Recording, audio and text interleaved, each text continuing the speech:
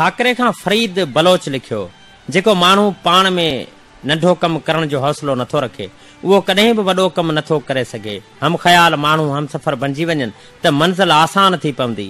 चूहड़ जमाली खां यूनुस जतोई ऐं वली मोहम्मद जतोई जी चूंड अलाए त कंहिंजी शाइरी। बेकसी जा मरहला कटणा पिया, पेर टांडनि ते सदा रखणा पिया, दीद दिल जी अजब आहे पंध में, सख़्त सिक जा फ़ैसिला मञणा पिया।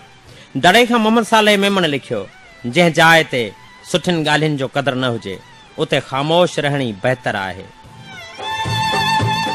समूरनि कमज़ोरियुनि मां वॾी कमज़ोरी मायूसी आहे।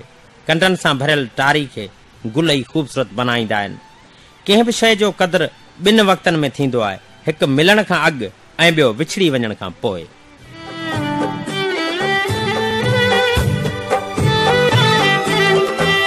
खुरेड़ी शाख खां नूर अहमद जमाली जी चूंड हीअ शाइरी।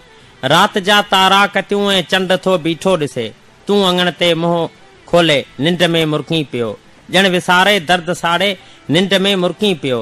जाग थींदे ज़िंदगी जो चंड थो बीठो ॾिसे, रात जा तारा कतियूं ऐं चंड थो बीठो ॾिसे। ॻोठ मुटको खान पालारी जे भाउ तन्हा यासीन खान पालारी जी चूंड अलाए त कंहिंजी इहा शाइरी। दोस्ती में हिसाब छा थींदो, हिन सवाल जो जवाब छा थींदो, उमिरि कंडनि मथां गुज़ारे छॾियमि ऐं हाणे गुल क़बर ते गुलाब छा थींदो। बेवफ़ाई बेसबब तुंहिंजी ॼण, दर्द जो सुहिणा निसाब छा थींदो।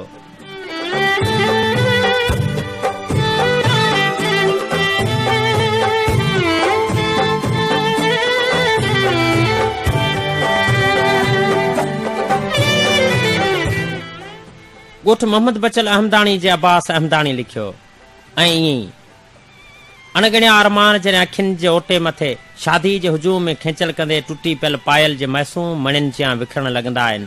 ऐं पोइ का वेसर, के वढ, के विछोड़ा, के वहम, के